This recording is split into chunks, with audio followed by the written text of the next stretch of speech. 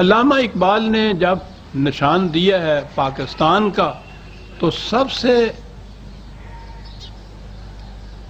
وہ چیز جس سے سب سے زیادہ شدت سے احتیاط برتنے کی ضرورت تھی وہ یہی کہا تھا کہ یاد رکھو اس ملا کی گرفت میں نہ آ جانا کہیں.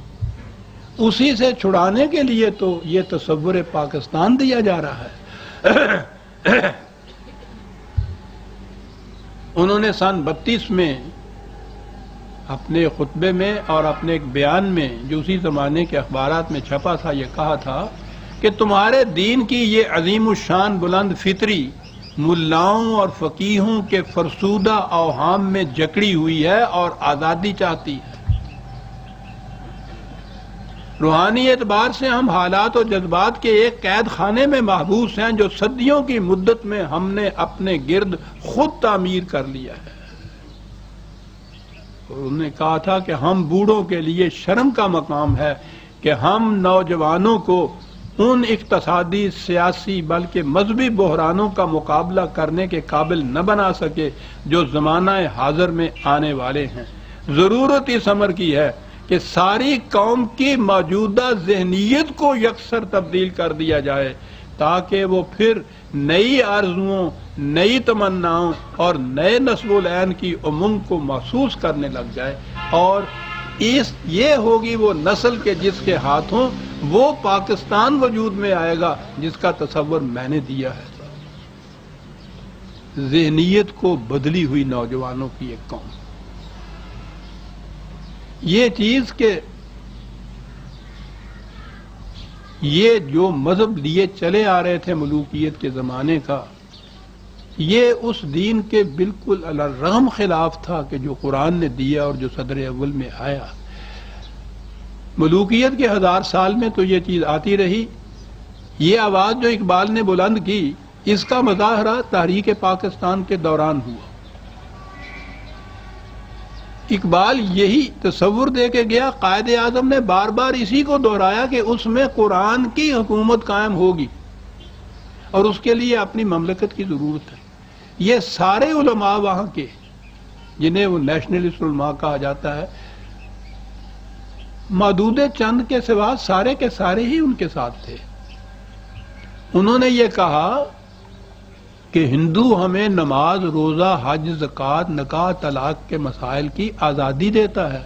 تو جب یہ آزادی حاصل ہے تو پھر اور وہ کون سی آزادی ہے جس کے لیے آپ کو ایک اپنی مملکت بنانے کی ضرورت ہے؟ یہ کہتے تھے کہ بابا اسی کا نام اسلام نہیں، یہ تو مذہب ہے. دین تو وہ ہے کہ جب قرآن کے احکام کو ہم قانون کی حیثیت سے اپنی مملکت میں نافذ کر سکیں. اور یہ تھی وہ کشمکش، یہ تھی وہ ضد، یہ تھی وہ جنگ، یہ تھی لڑائی تاریخ پاکستان کے دوران جو لڑی جا رہی. سارا وقت میں نے ہمارا کہہ دیا ہے، اپنے آپ کو بھی شامل کرتا ہوں کہ میں بھی ان خدام کی صف میں شامل تھا. اپنی بساط کے مطابق بڑی لڑائی لڑی ہے میں نے ان کے ساتھ، اگرچہ اس کا خمیازہ یہاں آ کے بھگت رہا ہوں. لڑائی یہ تھی، اقبال کہتا یہ تھا اور ہم یہی دہراتے تھے کہ ملا کو جو ہے ہند میں سجدے کی اجازت، نادان سمجھتا ہے کہ اسلام ہے آزاد.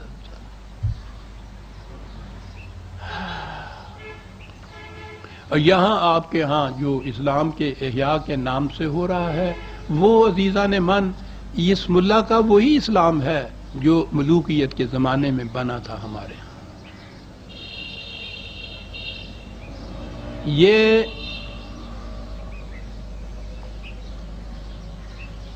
انہوں نے یہاں آنے کے بعد، یعنی جنہوں نے وہاں اتنی مخالفت کی تھی پاکستان کی کہ ضرورت ہی نہیں ہے، یہاں آنے کے بعد وہ سب ادھر آ گئے پاکستان میں اور مطالبہ کیا کہ پاکستان اسلام کے نام پہ لیا گیا ہے، اس لیے یہاں اسلامی قوانین نافذ ہونے چاہیے. اور وہ تو ہم ہی جانتے ہیں اسلامی قوانین کیا ہوتے ہیں، تم کون کیا جانو مغرب زدہ. اس لیے ہمارے ہاتھ میں 2 اقتدار اور قانون سازی کا اقتدار. یہ اعلان یہاں آ کے کیا، یہ مطالبہ یہاں آ کے کیا. ان سے کہا یہ گیا کہ آپ حضرات تو دو ملا مل کر، دو علماء مل کر ایک جیسی نماز نہیں پڑھ سکتے، تو ایک مملکت کے لیے قوانین بنانا جن کا اطلاق تمام مسلمانوں کے اوپر یکساں ہو. یاد رکھیے قانون مملکت کا وہی ہوتا ہے جس کا اطلاق تمام مملکت کے افراد پہ یکساں ہوتا ہے. الگ الگ فرقوں کے لیے الگ الگ قانون نہیں ہوتا. ان سے کہا گیا کہ آپ کے تو الگ الگ فرقے ہیں اور اتنا اختلاف ہے ایک کا دوسرے کے ساتھ، جیسا میں نے ابھی عرض کیا کہ کوئی ایسا شخص جو آپ کی طرح ہاتھ سینے پہ نہیں باندھتا آپ کی مسجد میں نماز پڑھتا ہے تو آپ اس فرش کو اکھڑوا دیتے ہیں. تو مملکت کے لیے قانون کیسے بنے گا؟ انہوں نے کہا کہ نہیں صاحب، ہمارے خلاف اختلافات کی آڑ لے کے بہانہ بنایا جاتا ہے، ہم بنائیں گے. اچھا جی. انہوں نے ایک اپنی کانفرنس کی تھی. ہمارے ہاں عزیزان امان یہ تاریخ بھی محفوظ نہیں، کیا مصیبت ہے. بہرحال کبھی خدا توفیق دے تو طلوع اسلام کے آپ فائل پڑھیے، اس میں مل جائے گی یہ تاریخ، پہلی بھی ملے گی اور یہ بھی ملے گی. انہوں نے یہ کانفرنس کی 51 میں، اور اس میں یہ مختلف فرقوں کے تمام علماء کو اکٹھا کر کے یہ فیصلہ کیا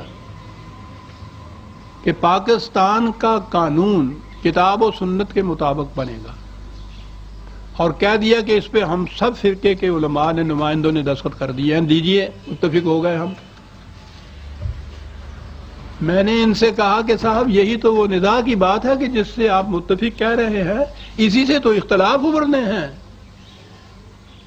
کتاب تو آپ نے درمیان میں لانی نہیں ہے، وہ تو برائے وزن بیعت ہے. جسے آپ سنت کہہ رہے ہیں وہ تو ہر فرقے کی الگ الگ ہے. اس سنت کی روح سے آپ یہ نہیں طے کر پائے کہ رمضان میں تراویحوں کی رکعت 8 ہے یا 20 ہے، ایسی محسوس ہے. مملکت کا قانون متفق علیہ یہ نہیں بنے گا. اور آپ کو معلوم ہے نا یہ وہ مجھے منکر سنت، منکر حدیث، یہ سب کچھ جو ہوا یہاں آنے کے بعد بھی، وہ اسی لیے تھا کہ یہ دکھتی ہوئی رگ تھی جو میں نے یہ پکڑی کہ یہ نہیں بن سکے گا. 20 سال تک یہ پروپیگنڈا ہوتا رہا کہ یہاں کی حکومتیں اسلامی قانون بنانے کے معاملے میں دیانتدار ہی نہیں ہیں، اور کہتی جا رہی ہیں کہ تمہارے یہ اختلافات جو ہیں ان کی روح سے تو یہ مٹ ہی نہیں سکتا، یہ بن ہی نہیں سکتا. 20 سال تک یہ ہوتا رہا. ہر حکومت کے خلاف یہ فساد بڑھ رہا تھا. یہ ریزولیشن جو پاس کیا تھا اس میں سر فہرست دستخط کرنے والوں میں سید ابوالعلا مودودی علیہ الرحمہ بھی تھے. 20 سال کے بعد اس نے، مرحوم نے خود یہ اعلان کیا کہ کتاب و سنت کی بنا پر کوئی ایسا ضابطۂ قوانین نہیں بن سکتا جسے تمام فرقوں کے یہ مسلمان متفقہ طور پر اسلامی تسلیم کر لیں. غور فرمائیے آپ، کوئی پوچھنے والا نہیں. اور یہ ستم ظریفی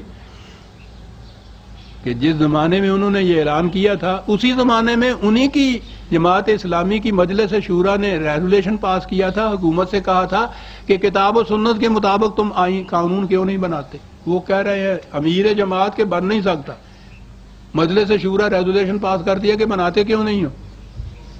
تماشا ہو رہا ہے عزیزان من، دین کے ساتھ مذاق ہو رہا ہے. خدا معاف کرے ہم سب کو.